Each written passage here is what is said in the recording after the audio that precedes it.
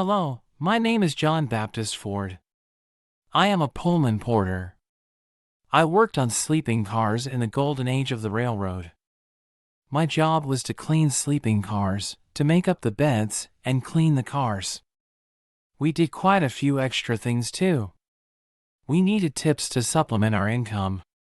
Some of us cut hair and polished shoes.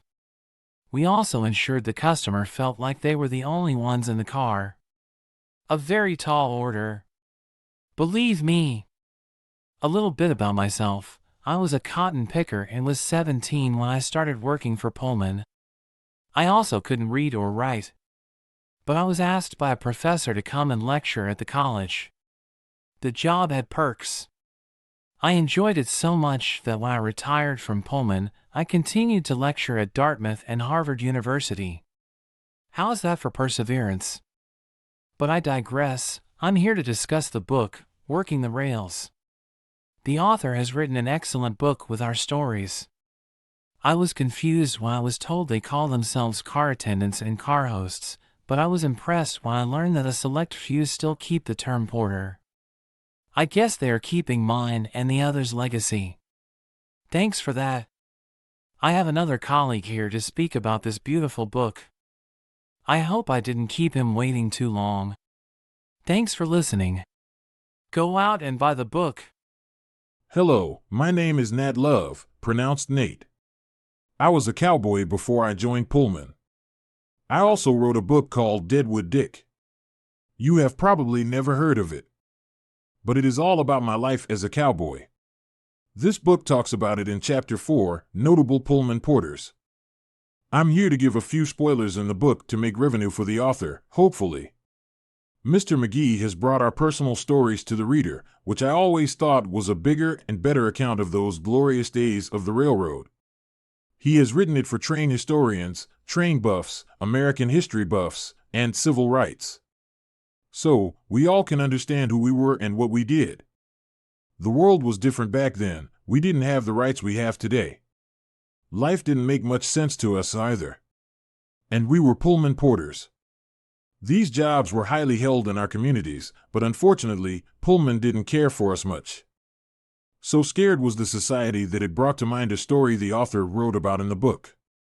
I think the story is titled The Lady from Michigan. A Pullman porter nearly lost his job for doing his job when she called the conductor to belittle the porter. And that always worried us. He'd been on the job 45 years. She told the conductor, I couldn't sleep soundly knowing a black man was just outside sitting. Well, that was our job. We sat at the end of the aisle, watching for the passengers to hit the call light, and we would go and ask them what they needed. Another story that comes to mind is the porter, who got lynched 2.5 blocks from the station. You'll have to read about that one. It's not the best story for here and now. Another story that comes to mind is the porter, who was in a hurry to get lunch and ran through the wrong parts of the snack bar and was grabbed by the police and asked, "Where do you think you're going?" and the policeman threatened to kill him. We won't get into that here either. Prejudice was rampant then. And our Pullman uniforms didn't save us from catching it head-on. One of the more heroic stories was about Oscar Daniels, who gave his life to save the passengers of the car Sirocco. Pullman was so impressed with his heroism that they renamed the car he was on to the Daniels. The only time Pullman ever did that. But I don't want to give away the whole book. But I will tell you a bit more.